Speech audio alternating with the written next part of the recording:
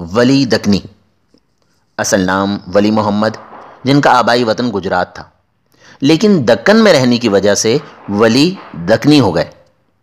ولی دکنی سن 1668 میں اورنگ آباد میں پیدا ہوئے۔ ولی دکنی سن 1700 عیسوی میں اپنے عزیز ترین دوست سید عبداللہ المعانی کے ہمراہ دلی آئے۔ یہاں ان کی ملاقات سید سعد اللہ گلشن سے ہوئی۔ سعد اللہ گلشن نے ولی کا کلام سنا اور انہیں فارسی زبان سے استفادہ کرنے کا مشورہ دیا۔ یہ بات ولی کے دل کو لگی اور انہوں نے اپنی شاعری میں فارسی روایات کو اس طرح سمیٹا کہ جس سے اردو شاعری کی نئی روایت نے جنم لیا۔ ولی دکنی اردو شعراء میں پہلے شخص ہیں جنہوں نے ہندوستانی اور فارسی عناصر کو ملا کر اردو غزل کا نیا خمیر تیار کیا جو عوام و خاص سب میں مقبول تھا۔ انہوں نے اردو غزل کو نہ صرف بلندی عطا کی بلکہ اس کو فارسی غزل کے مقابلے پر لا کھڑا کیا۔ ولی نے فارسی غزل کے روایتی مضامین، موضوعات اور اسالیب بیان کو اردو میں اختیار کیا۔ سن 1718 عیسوی میں جب ولی دکنی کا دیوان دلی آیا تو وہاں کے شعراء نے اس میں وہ خوبیاں دیکھیں جس کو دیکھنے کو ان کی نگاہیں ترستی تھیں۔ اس طرح نئے شعراء نے نہ صرف ان کی تقلید کی بلکہ اردو شاعری قدیم دور سے جدید دور میں داخل ہو گئی اور ولی دکنی اردو ادب کے جدید روایت کے معمار اول بن گئے۔ ولی دکنی وہ پہلے شاعر ہیں جن کے مزاج کو کلاسیکل کہا جا سکتا ہے۔ ولی کی شاعری کا مزاج تو مقامی تھا لیکن انہوں نے فارسی اوزان و بحور کو اس طرح سے سمویا کہ یہ غزل کے مزاج کا حصہ بن گیا۔ ولی دکنی نے جب غزل کو اظہار کا ذریعہ بنایا اس وقت غزل کا تصور یہ تھا کہ اس سے صرف عورتوں سے باتیں یا عورتوں کی باتیں کرنے کا کام لیا جاتا تھا۔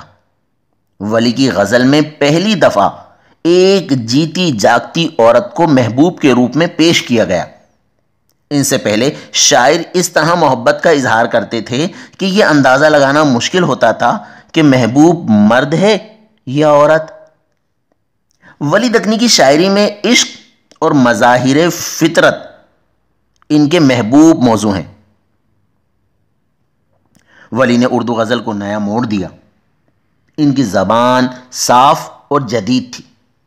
ولی دکنی نے غزل کے علاوہ مثنوی، قصیدہ، قطع، ترجیح بند اصناف میں بھی شاعری کی، لیکن جتنی اچھی غزل لکھی ان کے سامنے بقیہ اصناف کم تر نظر آتی ہیں۔